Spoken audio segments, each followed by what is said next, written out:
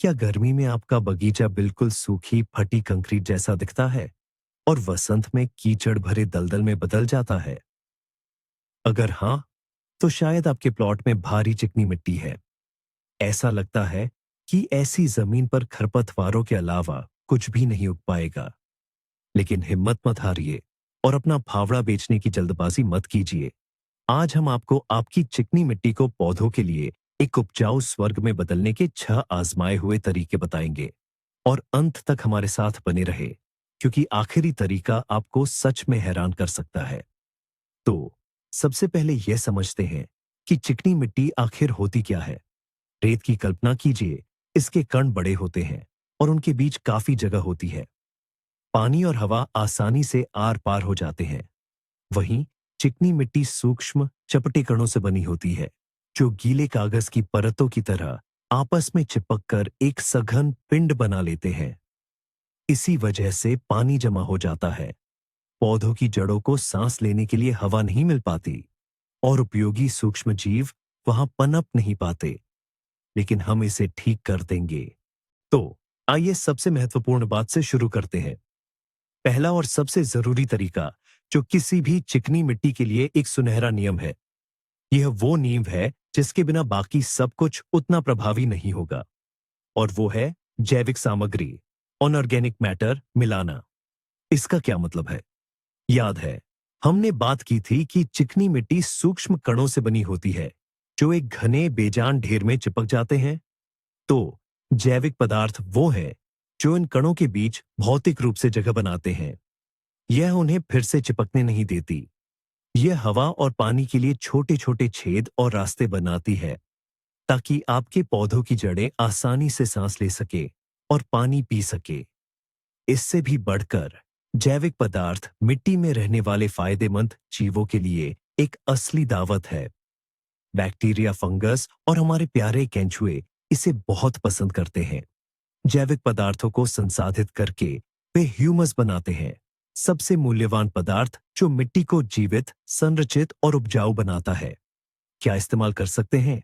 लगभग हर वो चीज जो कभी पौधा रही हो। सबसे अच्छा विकल्प अच्छी तरह से तैयार खाद, कंपोस्ट है।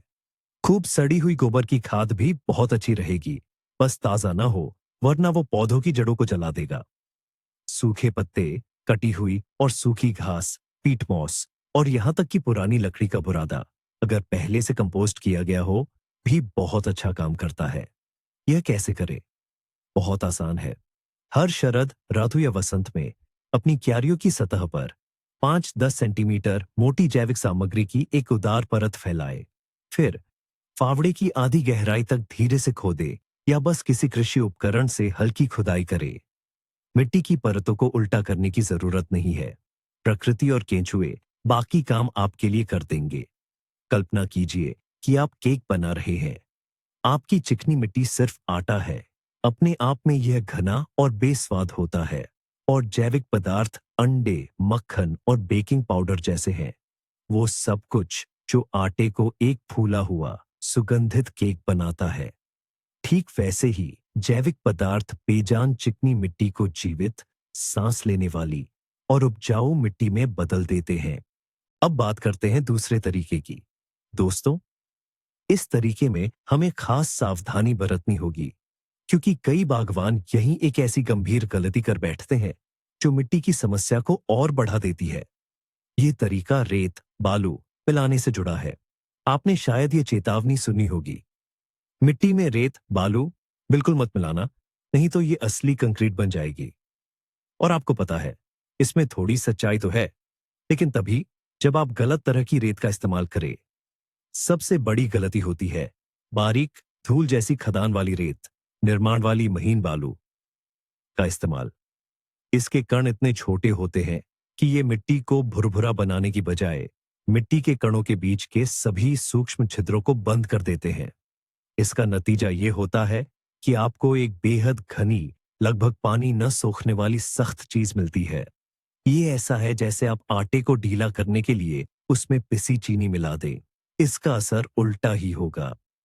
लेकिन हमारा गुप्त हथियार है मोटी दाने वाली नदी की रेत। इसके कणों का आकार चना दाल जितना, या इससे भी बड़ा होना चाहिए। ऐसे कण मिट्टी के छिद्रों को बंद नहीं करते। वे छोटे छोटे कंकड़ों की तरह काम करते हैं, जो मिट्टी के अंदर एक मजबूत लेकिन हवादार और झरझरा ढांचा बनाते हैं। ये हजारों सूक्ष्म जल निकासी चैनल बनाते हैं, जिनसे अतिरिक्त पानी आसानी से निकल जाता है और पौधों की जड़ों तक जरूरी हवा पहुंचती है। ऐसी रेत को हमेशा जैविक पदार्थों के साथ ही मिलाना चाहिए। अंदाजन 1 वर्ग मीटर जगह के लिए 1 बाल्टी रेत और उतनी ही मात्रा में खाद कंपोस्ट का उपयोग करें। इस तरह आप एक साथ मिट्टी की बनावट में सुधार और पोषण दोनों सुनिश्चित करते हैं। ये साधारण नियम याद रखें। मोटी नदी की रेत हमारा सच्चा दोस्त है। बारीक खदान वाली रेत हमारे बगीचे का दुश्मन है। तो पहले दो भौतिक तरीकों पर हमने चर्चा कर ली है। अब आइए मिट्टी सुधारने के जैविक तरीके के बारे में बात करें। तीसरा तरीका है हरी खाद बोना, जिन्हें साइड्रेट्स या सब्ज खाद भी कहते हैं। ये जादुई पौधे क्या हैं? साइड्रेट्स हमारे छोटे लेकिन अविश्वसनीय रूप से मेहनती सहायक होते हैं। हम इन्हें जामुन या सब्जियों की फसल लेने के लिए नहीं बोते। हम इन्हें इसलिए बोते हैं ताकि ये हमारी मिट्टी के लिए काम कर सके। ये कैसे काम करता है? सबसे पहले सरसों, तेल मूली या राई जैसे कई साइड्रेट्स की जड़ें बहुत मजबूत और फैली हुई होती हैं। ये जड़ें ड्रिल की तरह मिट्टी की सख्त परत में घुसकर उसमें कई रास्ते और चैनल बनाती है। ये मिट्टी को बहुत गहराई तक ढीला करती है, जहां कोई फावड़ा नहीं पहुंच सकता। जब पौधा मर जाता है तो उसकी जड़ें सड़ जाती हैं और अपने पीछे हवा और पानी के लिए एक तैयार नेटवर्क छोड़ जाती है। दूसरे, यह हरी भरी पत्तियां होती हैं। जब साइड्रेट्स बड़े हो जाते हैं लेकिन अभी फूलना शुरू नहीं करते, तो हम उन्हें काट देते हैं और बस मिट्टी की ऊपरी परत में मिला देते हैं। ये वही सिद्धांत है जो जैविक पदार्थ डालने का है। फर्क सिर्फ इतना है कि हम इस जैविक पदार्थ को सीधे खेत में उगाते हैं। ये सड़कर मिट्टी को ह्यूमस और पोषक तत्वों से समृद्ध करती है और लाभकारी मिट्टी के सूक्ष्म जीवों को पोषण देती है। मिट्टी के लिए कौन से साइड्रेट्स चुनें? दलहनी फसलें बहुत अच्छी रहेंगी, जैसे कि विसिया, मटर या ल्यूपिन। ये न केवल मिट्टी को ढीला करते हैं, बल्कि उसमें नाइट्रोजन भी जमा करते हैं। सरसों और मूली जैसे क्रूसीफेरस पौधे भी बहुत अच्छा काम करते हैं। ये मिट्टी को कीटाणुमुक्त भी करते हैं। और शीतकालीन राई, विंटर राई, जड़ के विकास में एक असली चैंपियन है। साइड्रेट्स बोना मिट्टी को स्पा में भेजने जैसा है। आप उसे नए बुवाई के मौसम से पहले आराम करने, ठीक होने और ताकत इकट्ठा करने का मौका देते हैं। ये सबसे जिद्दी मिट्टी को भी फिर से जीवंत करने का एक सरल, सस्ता और अविश्वसनीय रूप से प्रभावी तरीका है।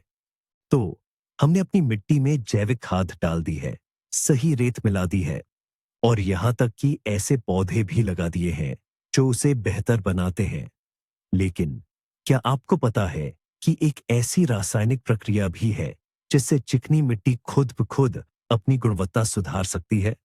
सुनने में भले ही जादू लगे, पर यह है बिल्कुल वैज्ञानिक तरीका। और यही हमारा चौथा तरीका है, जिप्सम मिलाना या जिप्समिंग। इस भारी भरकम शब्द से डरिए मत। दरअसल यह तरीका बेहद सीधा साधा है। जिप्सम, जिसे वैज्ञानिक भाषा में कैल्शियम सल्फेट कहते हैं, में एक कमाल का गुण होता है। ये मिट्टी के उन बेहद बारीक धूल जैसे कणों को, जो आपस में चिपक कर सख्त ढेले बना लेते हैं, एक साथ इकट्ठा कर बड़े बड़े दाने या टुकड़े बनाने में मदद करता है। कृषि वैज्ञानिक इन्हें एग्रीगेट्स कहते हैं। इस प्रक्रिया को कोएगुलेशन कहते हैं। कल्पना कीजिए कि आपने एक गिलास गंदे पानी में कोई खास चीज डाली और अचानक सारा गंध नीचे बैठ गया और पानी बिल्कुल साफ हो गया। जिप्सम मिट्टी के साथ भी ठीक ऐसा ही कुछ करता है। यह मिट्टी के सूक्ष्म कणों को आपस में जोड़ देता है, जिससे वही ढेलेदार, दानेदार संरचना बनती है जिसकी हमें तलाश है। इस पुनर्गठन से मिट्टी और भी भुरभुरी हो जाती है। इससे मिट्टी में हवा और पानी का संचार बेहतर हो जाता है। पौधों की जड़ों को बढ़ने में आसानी होती है और अतिरिक्त पानी सतह पर जमा होने के बजाय गहराई में चला जाता है। तो इसे कब और कैसे करें, जिप्सम का इस्तेमाल सबसे अच्छा शरद रथु में होता है। कितनी मात्रा में जिप्सम डालना है, ये आपकी मिट्टी की सघनता पर निर्भर करता है। लेकिन औसतन प्रति वर्ग मीटर लगभग 200-500 ग्राम निर्माण जिप्सम या प्लास्टर ऑफ पेरिस की जरूरत होती है। इसे सतह पर समान रूप से फैलाकर मिट्टी में हल्के से मिला देना चाहिए। एक जरूरी बात, जिप्सम डालना सिर्फ एक बार का काम नहीं है। इसका असर कई सालों तक रहता है, लेकिन मिट्टी की संरचना को बनाए रखने के लिए इस प्रक्रिया को हर 3-5 साल में दोहराया जा सकता है। ये हमारे तरीकों में एक और बेहतरीन औजार है, जो बेजान चिकनी मिट्टी को एक उपजाऊ नखलिस्तान में बदलने की प्रक्रिया को तेज करने में मदद करता है। तो हमने पहले ही 4 तरीकों पर विचार कर लिया है, जिनमें समय और धैर्य लगता है। लेकिन अगर आप इसी साल नाजुक गुलाब लगाना चाहते हैं या रसीली गाजर की फसल काटना चाहते हैं और इसके लिए अपनी जमीन की सारी चिकनी मिट्टी के आदर्श होने का इंतजार नहीं कर सकते, तो क्या करें? इसका जवाब है, और यह हमारा 5वां तरीका है, ऊंची या जिन्हें उठी हुई क्यारियां भी कहते हैं, बनाना। इस तरीके की खूबी क्या है? ये बहुत आसान है। हम चिकनी मिट्टी से लड़ते नहीं, बल्कि उसे दरकिनार कर देते हैं। हम बस इस जिद्दी मिट्टी को खोदना बंद कर देते हैं और सीधे इसके ऊपर अपने पौधों के लिए एक नई आदर्श दुनिया बनाते हैं। ऊंची क्यारी दरअसल एक ऐसा डिब्बा होता है जिसका कोई तल नहीं होता और उसे सीधे जमीन पर रखा जाता है। इसे लकड़ी के तख्तों, सीमेंट शीट, धातु, ईंटों, किसी भी चीज से बनाया जा सकता है। इस डिब्बे की ऊंचाई 20-30 सेंटीमीटर से लेकर आधा मीटर या उससे भी ज्यादा हो सकती है। क्यारी जितनी ऊंची होगी, पौधों की जड़ें नीचे की चिकनी मिट्टी के संपर्क में उतनी ही कम आएंगी। और फिर सबसे दिलचस्प हिस्सा आता है, क्यारी को भरना। यह परत दर परत केक बनाने जैसा है। सबसे नीचे सीधे जमीन पर हम गत्ता या अखबार बिछाते हैं। यह इसलिए जरूरी है ताकि बहुवर्षीय खरपतवार नीचे से न उगे। इसके बाद एक मोटे जल निकासी की परत आती है। टहनियां, लकड़ी के टुकड़े, पुरानी फसल के अवशेष। इसके ऊपर अर्ध सड़ी हुई जैविक सामग्री की एक परत होती है। कटी हुई घास, पत्ते, रसोई का कचरा और अंत में सबसे ऊपरी परत 20-30 सेंटीमीटर की हम आदर्श मिट्टी के मिश्रण से भरते हैं। यह बाजार से खरीदी हुई मिट्टी, खाद, पीट और रेत का मिश्रण हो सकता है। इसके फायदे क्या हैं? पहला, आपको पहले ही साल में फसल मिल जाती है। दूसरा, ऐसी क्यारियों में मिट्टी वसंत ऋतु में कहीं ज्यादा तेजी से गर्म होती है। तीसरा, उनकी देखभाल करना ज्यादा सुविधाजनक होता है। आपको ज्यादा झुकने की जरूरत नहीं पड़ती। और चौथा, जब आप ऊंची क्यारियों से फसल का आनंद ले रहे होते हैं, तो उनके आधार में मौजूद जैविक सामग्री धीरे धीरे सड़ती है और धीरे धीरे उसी चिकनी मिट्टी को बेहतर बनाती है जो उनके नीचे है। यह उन लोगों के लिए एक आदर्श समाधान है जो त्वरित परिणाम और दीर्घकालिक लाभ दोनों चाहते हैं। हमने मिट्टी की गुणवत्ता में सुधार लाने के लिए भौतिकी, जीव विज्ञान और यहां तक कि रसायन विज्ञान की भी बात की। लेकिन हम अपने बगीचे के सबसे महत्वपूर्ण, सबसे मेहनती और बिल्कुल मुफ्त के मजदूरों को नजरअंदाज कर गए। और यह हमारा छठा और शायद सबसे सुखद तरीका है, प्राकृतिक मिट्टी इंजीनियरों यानी केंचुओं को आकर्षित करना। कई लोग इन छोटे से मेहनती जीवों को कम आंकते हैं और ये बड़ी भूल करते हैं। केंचुए सच्चे भूमि सुधारक और उपजाऊपन पैदा करने वाली फैक्ट्रियां हैं। जो काम हम फावड़े और ठेले से करते हैं, वे उसे दिन रात करते हैं और हमसे कहीं बेहतर तरीके से करते हैं। आखिर वे करते क्या है? सबसे पहले वे लगातार मिट्टी को पोला करते हैं। अपनी अनगिनत सुरंगें बनाकर वे जल निकासी और हवा के आवागमन की एक आदर्श प्रणाली बनाते हैं। ये सुरंगें पानी और हवा को मिट्टी में गहराई तक, सीधे पौधों की जड़ों तक पहुंचने में मदद करती हैं। दूसरे, वे जैविक पदार्थों को अपने पाचन तंत्र से गुजार कर खाते हैं और इसके परिणामस्वरूप हमें एक अनमोल उत्पाद मिलता है, वर्मी कंपोस्ट या केचुआ खाद। यह एक गाढ़ा, पूरी तरह से संतुलित उर्वरक है जिसमें पौधों के लिए सभी आवश्यक पोषक तत्व आसानी से उपलब्ध रूप में होते हैं। वर्मी कंपोस्ट मिट्टी की संरचना में सुधार करता है, उसे पोला और नमी सोखने वाला बनाता है। तो इन अनमोल सहायकों को अपनी चिकनी मिट्टी वाली जमीन पर कैसे आकर्षित करें? बहुत आसान है। आपको उनके लिए आरामदायक माहौल बनाना होगा। केंचुए भी हमारी ही तरह दो चीजें पसंद करते हैं, भोजन और एक आरामदायक घर। उनके लिए भोजन वही जैविक सामग्री है जिसकी हमने शुरुआत में बात की थी, कंपोस्ट, सड़ी हुई खाद और सूखे पत्ते। और एक आरामदायक घर है मल्च। अपनी क्यारियों की मिट्टी को लगातार कटी हुई घास, पुआल या पेड़ की बारीक छाल की परत से ढकें। मल्च मिट्टी को सूखने और ज्यादा गर्म होने से बचाती है, नमी बनाए रखती है और केंचुओं के जीवन और प्रजनन के लिए एक आदर्श वातावरण तैयार करती है। दुकान से केंचुए खरीदकर उन्हें सीधे नंगी चिकनी मिट्टी पर न छोड़ें। वे बस चले जाएंगे या मर जाएंगे। इसके बजाय उनके लिए एक भरपूर भोजन और आरामदायक रहने की जगह बनाए और वे खुद ब खुद पूरे इलाके से आपके पास आ जाएंगे। केंचुओं की देखभाल करें और वे आपकी चिकनी मिट्टी को आपकी जमीन का सबसे बेहतरीन हिस्सा बना देंगे। अब आता है वह शानदार पल जिसका हमने वादा किया था।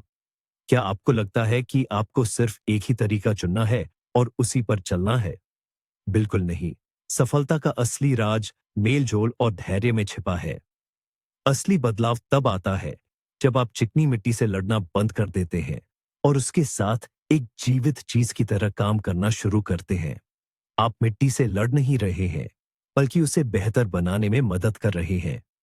पतझड़ में खाद डालें, बसंत में खाली क्यारियों में हरी खाद के बीज बोए, सबसे नाजुक पौधों के लिए एक या दो ऊंची क्यारियां बनाए और जरूर मिट्टी पर कटी हुई घास या पुआल से मल्च करें। मल्च नमी बनाए रखेगी, मिट्टी को ज्यादा गर्म होने से बचाएगी और उन केंचुओं के लिए घर व भोजन का काम भी करेगी। ये कोई लड़ाई नहीं, बल्कि आपके पैरों के नीचे एक जीवित, सांस लेने वाली पारिस्थितिकी तंत्र बनाने की एक धीमी और फायदेमंद प्रक्रिया है। है ना कमाल की बात? तो सारांश में कहें तो चिकनी मिट्टी को बेहतर बनाना कोई स्प्रिंट नहीं है, बल्कि एक मैराथन है। जैविक खाद, सही रेत, हरी खाद, जिप्सम का इस्तेमाल, ऊंची क्यारियां और बेशक हमारे छोटे मददगार केंचुए, यही आपके मुख्य उपकरण है। यह वीडियो अंत तक देखने के लिए आपका बहुत बहुत धन्यवाद। अगर आपको यह उपयोगी लगा हो तो इसे लाइक करें और चैनल को सब्सक्राइब करें ताकि आप अपने बगीचे के लिए नए व्यावहारिक सुझाव न चूकें। और चिकनी मिट्टी के साथ काम करने का आपका क्या अनुभव है? हो सकता है आपके पास अपना कोई साथवां गुप्त तरीका हो। उसे कमेंट्स में साझा करें। आइए मिलकर सबसे अच्छे सुझावों का खजाना बनाएं।